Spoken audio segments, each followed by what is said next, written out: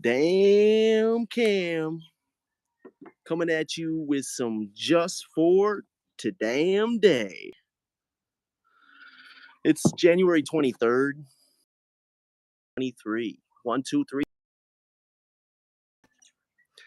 And something in particular has actually been on our mind lately as we've received yet another message from a complete stranger that thinks they know more about we do.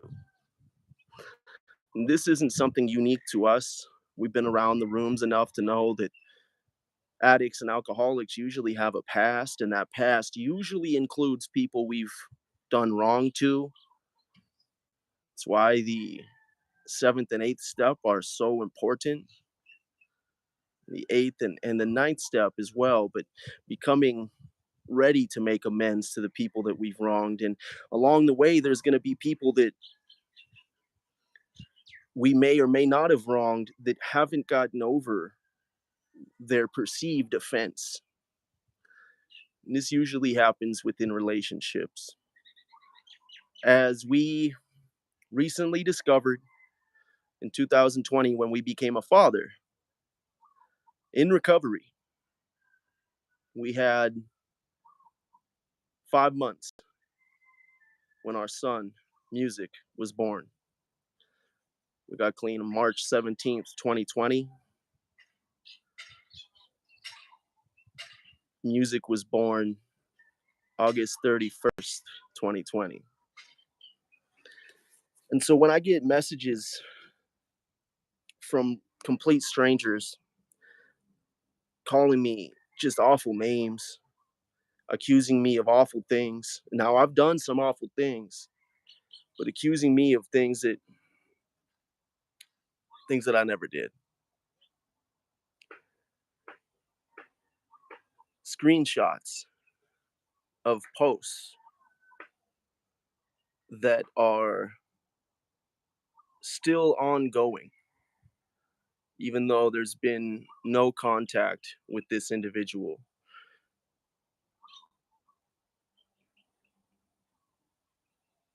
Essentially, my son's mother is claiming that I tried to kill her and our child, claiming that I tried to or that I almost did, or in one post it looked like she claimed that I did, which doesn't make sense. Harassing my new spouse online, publicly, posting that she's in danger for her life, that she deserves better than me, and that everyone knows what's going on. It's delusion. This person is a very spiritually sick individual. And sometimes what I've seen, usually I'm on the other end of this. I've never had this much clean time before in my life. From starting when I was 13 years old, now when I was 28, this will be the each 3 years, God willing. And usually I was the one that was still bitter, resentful, angry, frustrated, carrying around a bag full of rocks. But when I became a father, you see, it's not like I could just walk away. It's not like I could cut ties and not look back, for my son was my world. For the first 7 months of his life, we spent nearly every damn day together. He was with a dad who was loving and sober. Unfortunately, that wasn't enough. When I moved myself out on November 22nd, after I kicked down a bedroom door, actually, completely sober, got into an altercation about vaping in the apartment with our baby in there. And when I got frustrated to the extent that I could tell I wasn't in a good place, and I was concerned that I would do something dumb like throw a glass against a wall, or I went for my keys, and my son's mother immediately locked me out of our bedroom where all of my belongings were, as well as my wallet and keys. And rather than walk away, I was so heated, I kicked the door down.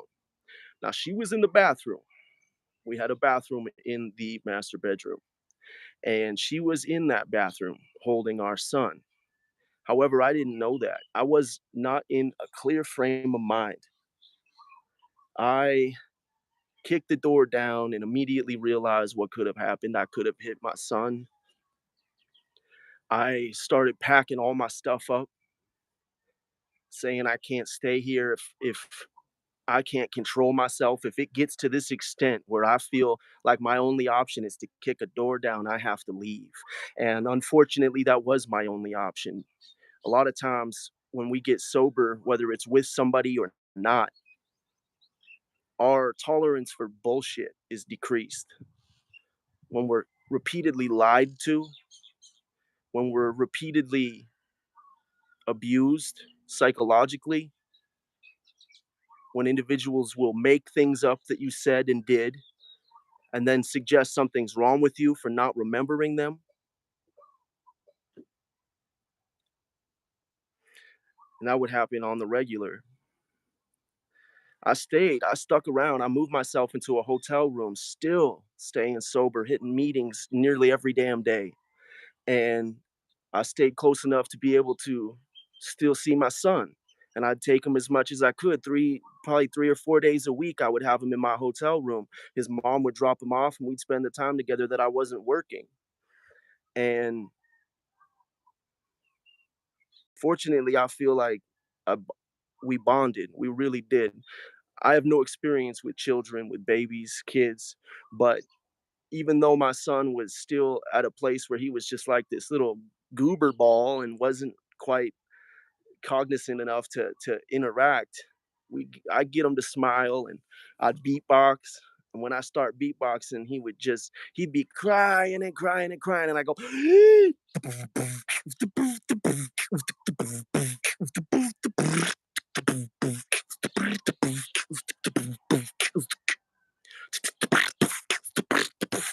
and he would just immediately stop crying like it was the coolest thing in the damn world. And that is something that I'll cherish for years to come and still do. However, it's difficult to remain in the happy memories when his mother is continually posting to this day, suggesting that our son be a product of rape. I've never, ever assaulted a human being sexually, ever.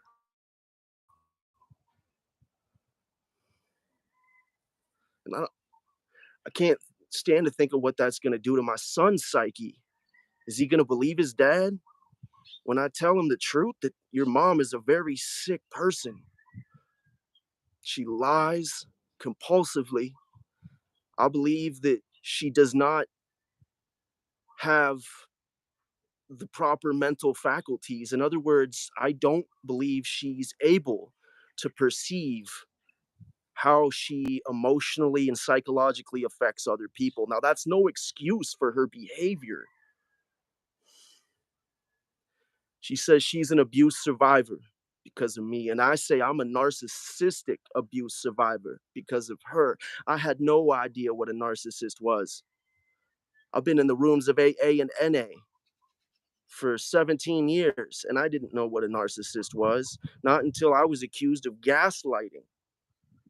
Didn't know what that was. Come to find out, it's the manipulation of an argument beforehand, and it was the very same thing that was being carried out on me. But little did I know, I had just a few months sober when I met this woman, a much older woman with more time and experience, and I was vulnerable. Now, I'm not trying to play the victim. Son, if you hear this one day, your father was not a victim. But remember, neither was your mother. Your mother had every chance in the book to be real. and she chose not to. She chose to drop out of our couples therapy in January of 2021.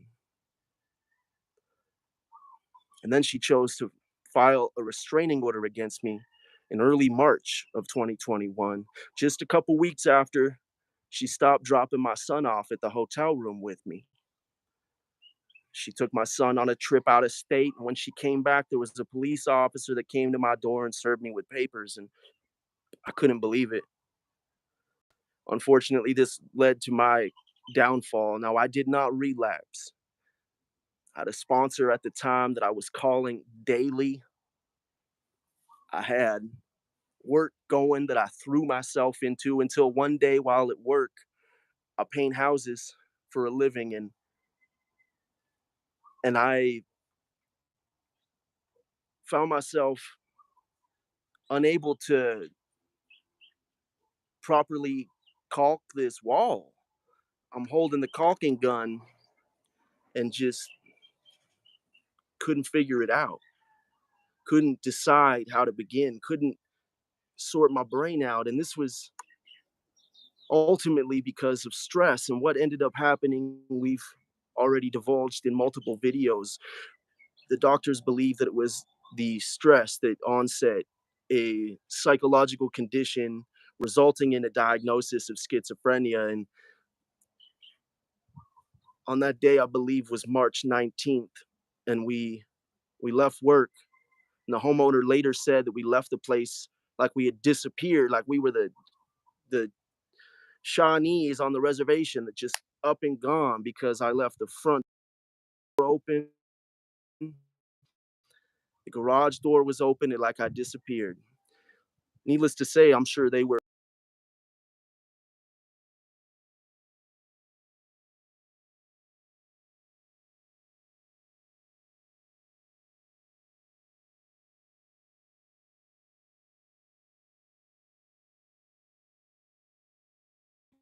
In my chest. I had a series of panic attacks, striking my heart faster than Thor's hammer on Adderall. And ultimately, I pulled over to the side of the road and called the police. I felt I was having a heart attack. I couldn't breathe. And while I was speaking with them, I blacked out. And I proceeded to come to driving 5 miles an hour down the wrong way at approximately 10 o'clock at night, being followed by an ambulance and two cop cars. I was on the phone with my father at that time, and I immediately put my truck in park and jumped out of the truck and said, "Are you guys real? I'm so grateful that y'all are here right now." And they looked at me like I was an alien. I said, "I'm on the phone with," gave one of the officers, escorted me to the front of the cop car, had me while I insisted I needed mental.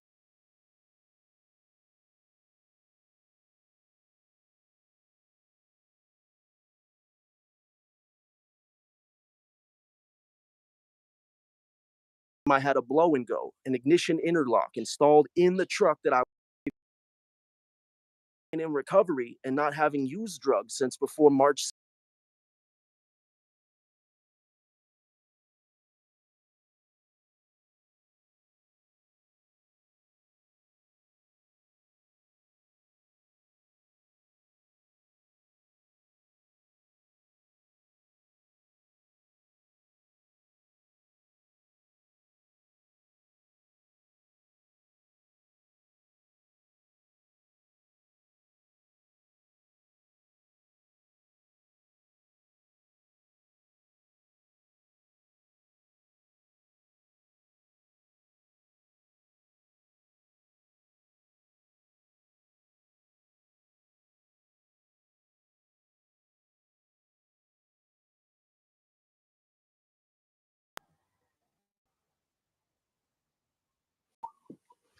Come on, don't do this.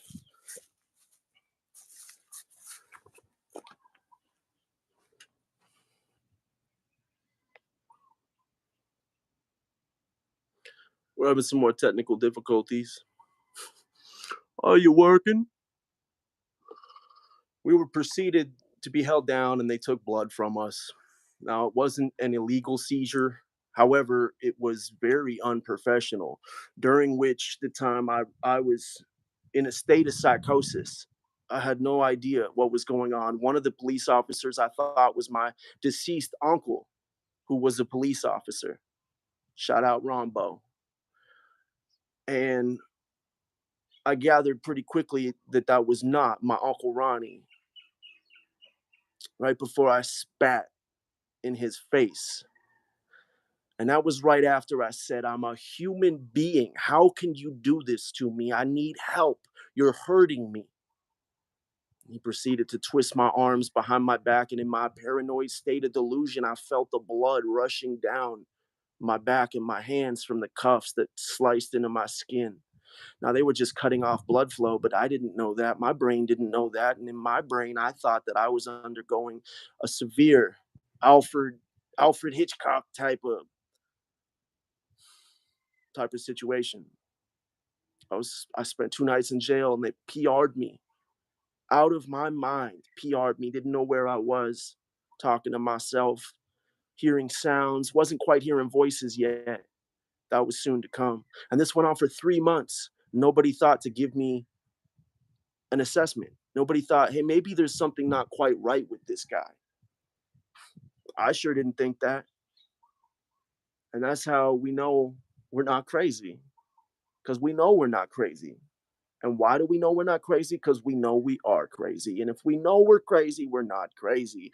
However, at that point in time, we did not know we were crazy. And so there's a whole slew of emotions that come up when I get random messages from Mandie Starets Foote, my son's mother, posting about how my partner's life is in jeopardy, posting about how I tried to kill her and my son.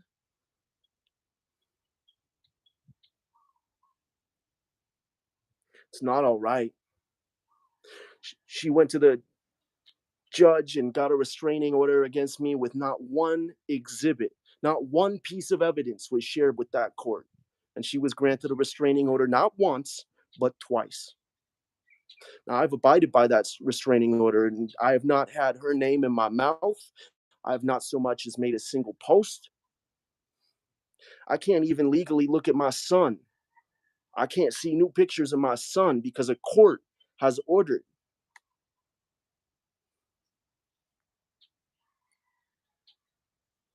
It's very frustrating as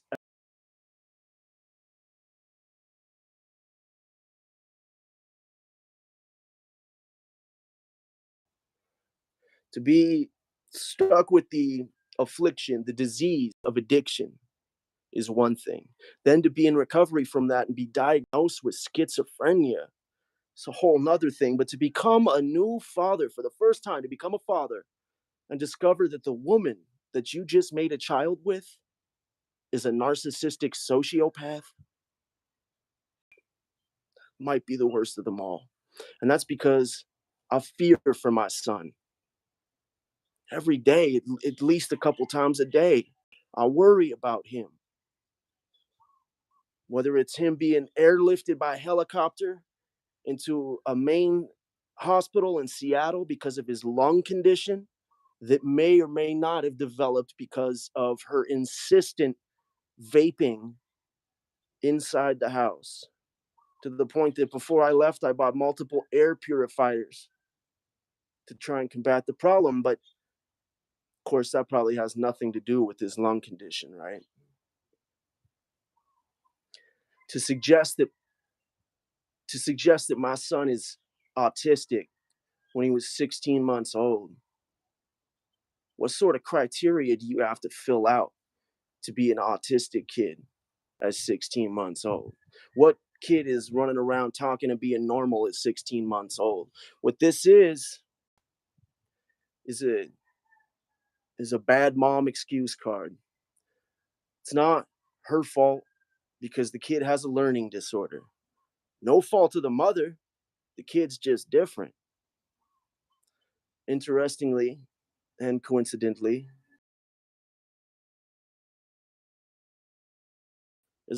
also different with a learning disorder. And without going into what we witnessed for the almost 3 years with this Mandie Starets Foote, the lies, the abuse, the sickness, the inability to admit your own faults, and then to deprive a father and his entire family from having a relationship with our son because she has a resentment.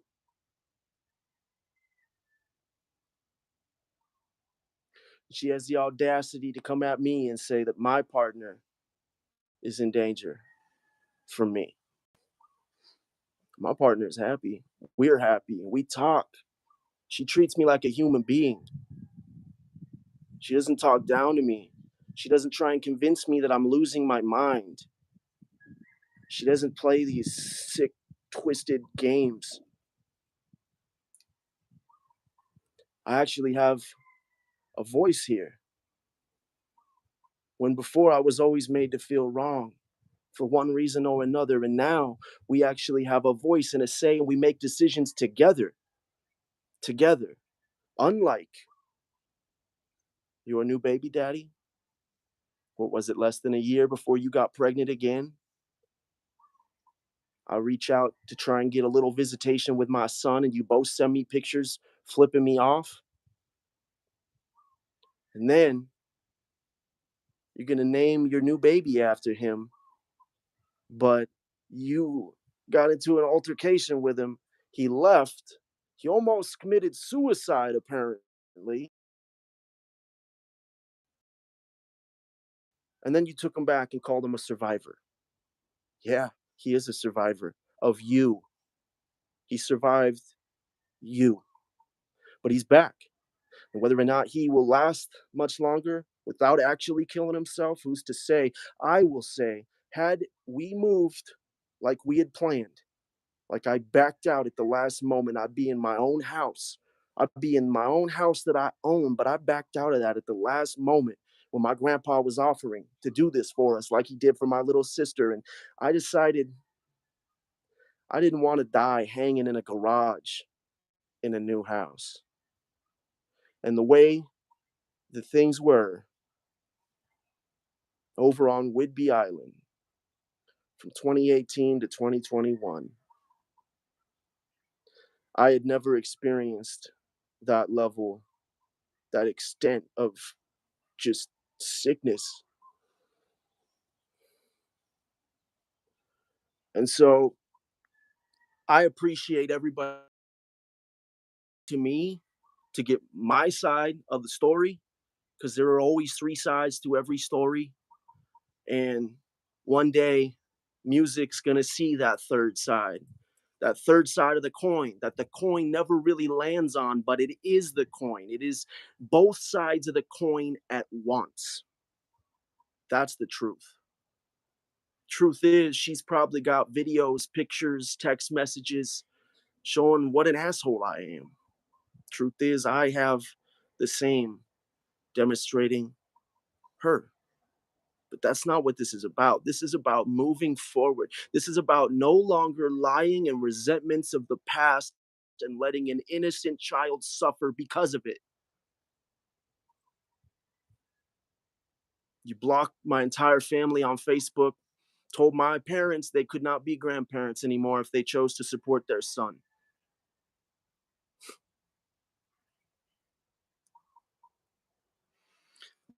Living there with Annabelle and Joey, my stepkids, had its good points for sure. But soon after we left, Joey left too. He didn't even let Mandie go to the graduation before he dipped out and left with his dad. For this to continue, are you going to do this to Montana? You going to do this to Montana too? We've already talked to Stefan. Your first baby daddy. We talked to Joe, your second baby daddy. We know what you did to us.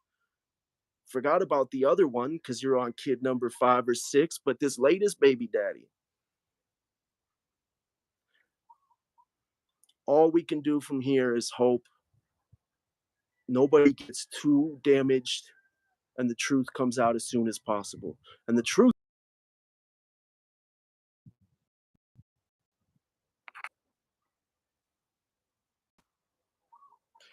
is, you, Mandie Starets Foote, are an evil human being, not just spiritually sick. We've come to the conclusion. You have this mass amount of followers that send me hate messages, throw shade at me on the daily. The ones that are asking me what's up, I respond to, and I be real and truthful and transparent, as I've always been, which is much more than you could say. You may say this is violating the restraining order. I wrote a post the other day that was a direct response to your calling me out, saying I tried to kill you, saying my partner's in danger from me. So you can hashtag loser me all you want. I'm not the one stalking you. How do you even know what's going on? Why do you actively continue to barrage with hate? We're expecting our own child, and I would love for them to meet their big brother.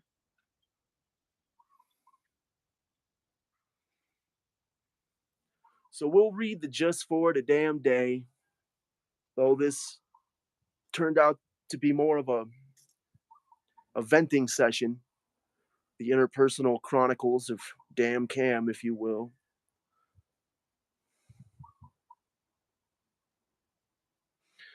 January 2nd, 2020 is when I found out I was going to be a father, and I never wanted children. And that so profoundly shaped me to my core that it rearranged my entire philosophy. I am a man a son can be proud of. I don't lie, cheat, and steal. And I haven't since before he was born. So you can stop with the lies. I know who I am. My spouse knows who I am. My family knows who I am. And you know what? You damn well know who I am too. The good and the bad. And you know this isn't right. You know I do not deserve to be kept from my son. And you know even damn more well that our son does not deserve to be without his father.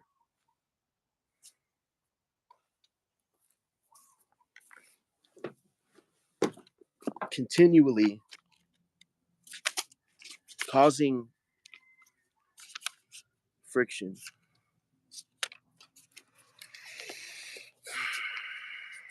Just for the damn day. Serenity check. Might need one. Ever had a perfect stranger? Ever had a perfect stranger remark about how great the weather was, only to reply, it stinks? When this happens, we are probably suffering from a lack of daily maintenance in our program. Basic text, page 95.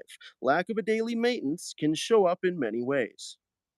In recovery, life can get pretty hectic. Maybe those added responsibilities at work have got you hopping. Maybe you haven't been to a meeting for a while. Perhaps you've been too busy to meditate or haven't been eating regularly or sleeping well. Whatever the reason, your serenity is slipping. When this happens, it is crucial that we take action. We can't afford to let one bad day compete with a bad attitude, slip into 2 days, 4 days, or a week.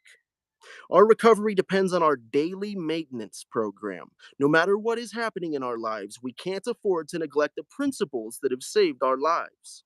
There are many ways to recover our serenity. We can go to a meeting, phone our sponsor, meet another recovering addict for lunch, or try to carry the message to a newcomer. We can pray. We can take a moment to ask ourselves what simple things we haven't been doing.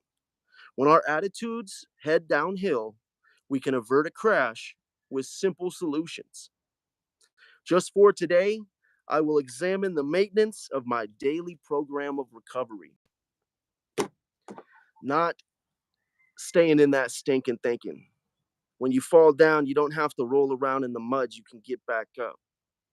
My old sponsor said, she keeps shooting arrows at you. That's one thing.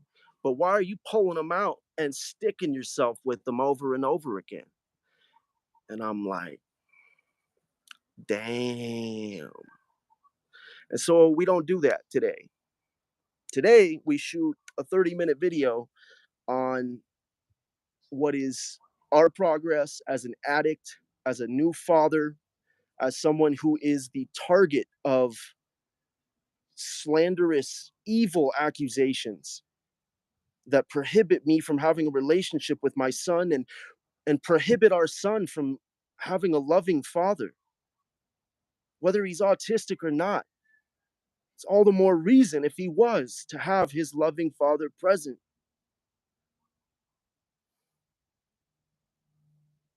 One day, music, you will see how much I love you. You will feel how much I love you. And the truth always comes out in the wash. One day at a time.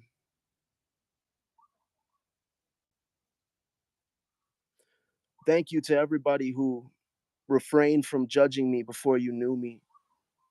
Thank you to everyone who didn't just take somebody's word for it. We've all got a history. We've all made enemies. And I think most of us have a partner or two that has not a word that's kind to say about us. But when it starts to interfere with the life of a little kid, that's evil. It's wrong. It is absolutely wrong. So no longer will I continue to remain silent and defend myself when she decides to bring forth new accusations, whether it's rape or almost killing them. Who knows what's next? However, anyone with a logical mind can see how many holes are in that story. Why did you not release all of this information to start? You keep adding on and on over the months and changing things. And it's because it didn't happen. Did we have our problems? Yes. Did we both get physical? Yeah, we did. Did we get verbally abusive? Sure. But the level of psychological warfare that was taking place is unprecedented. And we've never experienced anything like that. But now we know what to look for. Spending hours watching videos about what makes a narcissist work. How does one become a narcissist? What does that even really mean? These are all things to try and get a better understanding of why such a spiritually sick human being is the mother of my son.